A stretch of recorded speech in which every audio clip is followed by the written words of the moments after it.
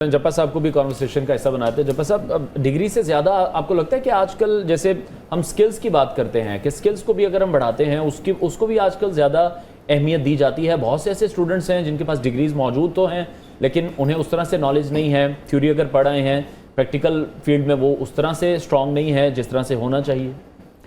بسم اللہ الرحمن الرحیم. جی بالکل, جیسے ہم جس سیٹ کے اوپر بیٹھے ہوئے ہیں اس میں موسٹلی وہ لوگ شامل ہیں کہ جن کے پاس ڈگری تو نہیں ہو اس طرح سے میس کام کی, لیکن وہ پریکٹیکلی آپ کا ہر وہ کام کر رہے ہیں, ہر ان کے پاس اسکل سیٹ موجود ہے جو اس کام کو کرنے کے لیے چاہیے. بٹ اٹ ڈزنٹ مین کہ یہ آپ کی ڈگری کو یا اس کی بیسک علم کو نگیٹ کرتی ہے, یہ نہیں ہے. اگر آپ کے پیچھے اس کا بیک گراؤنڈ نالج ہو, اس کی تھیوری موجود ہو اور اس کے بعد آپ اس فیلڈ میں آتے ہیں تو آپ کا جو اسپیکٹرم ہوتا ہے وہ بڑا واضح ہوتا ہے, بڑا کلیئر ہوتا ہے, اور ایک بیک گراؤنڈ نالج کے ساتھ جب آپ چیزوں کو لے کے چل رہے ہوتے ہیں تو آپ کے کام میں اور نکھار پیدا ہوتا ہے. بہرحال اس چیز کا ضرور ایک فیز موجود ہے, ایک گنجائش موجود ہے کہ اگر خدا نخواستہ آپ کے پاس کسی چیز کی کوئی ڈگری موجود نہیں ہے, اٹ ڈزنٹ مین کہ آپ وہ کام نہیں کر سکتے.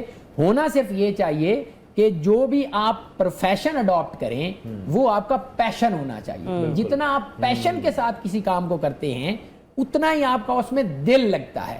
ایک بندے کا اگر مطلب ٹورزم کا پیشن ہے, وہ نئی نئی جگہوں پہ جاتا ہے, اسی کے ساتھ ہی اگر وہ ٹریولنگ کا بزنس شروع کر دے گا نا تو وہ 100% فلرش کرے گا. میری اپنی مثال آپ کے سامنے ہے, قرآن میرا شوق ہے, میرے پاس اس کی اگر آپ اس طرح سے کہیں گے کہ جی آپ 5-6 سال 10 سال کا درس نظامی آپ فاضل کہاں سے ہو کے آئے ہیں تو شاید وہ تو میرے پاس نہ ہو, لیکن اس شوق کی وجہ سے وہ جو پیشن ہے میرا وہ ایک طرح سے پروفیشن بنا ہوا ہے اور مجھے اس کام میں مزہ بھی آتا ہے, اور آپ کو سننے میں جتنا مزہ آتا ہے اتنا ہی مجھے اس کو بتانے میں آتا ہے. اچھا, لیکن جب صاحب ایک معاملہ, ایک فریز جس کو ہم ہمیشہ سے پڑھتے ہیں سنتے ہیں, پڑھو گے لکھو گے بنو گے نواب, کھیلو گے کودو گے ہوگے خراب.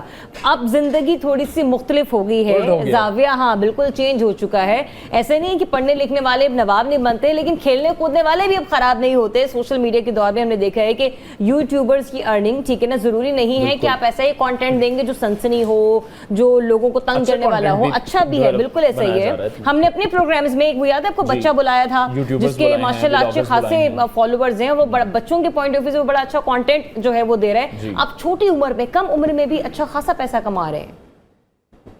اچھا, ایک ہم نے 2 دن پہلے بھی بات کی تھی شارٹ کٹس کے اوپر نا. جو بنیادی ایک چیز ہوتی ہے نا اس کو آپ ان اینی کیس نگیٹ نہیں کر سکتے. جیسے ابھی میڈم بات کر رہی تھیں, جو مین سٹریم میڈیا ہے اس کو کبھی بھی آپ رول آؤٹ کر ہی نہیں سکتے. یہ جو چیزیں آئی ہوئی ہیں نا, میں معذرت کے ساتھ ہر بندے کو اختلاف کا حق ہے, یہ چیزیں میں بہرحال سمجھتا ہوں کہ یہ ٹیمپریری ہیں. جو اصل ہے وہ اصل ہے. جو پیچھے اب آج کل جیسے اخبار کا دور نہیں ہے, لیکن ابھی بھی آپ کسی دن اخبار منگوا کے پڑھ لیں, وہ جو تشفی اور تسکین آپ کی نیوز پڑھ کے ہوتی ہے نا وہ سن کے آپ کی نہیں ہوتی.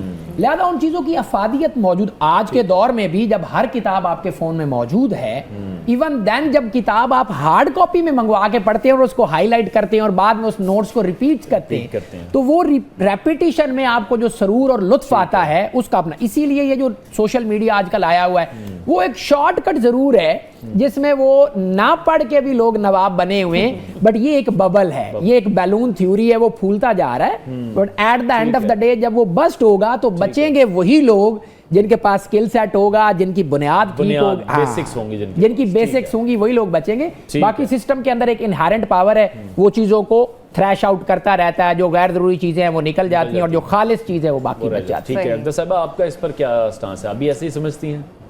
میں سمجھتی ہوں کہ جو کانٹینٹ بنایا جا رہا ہے, ہمارا جو پرابلم ہے وہ میں انڈرسٹینڈ کرتی ہوں.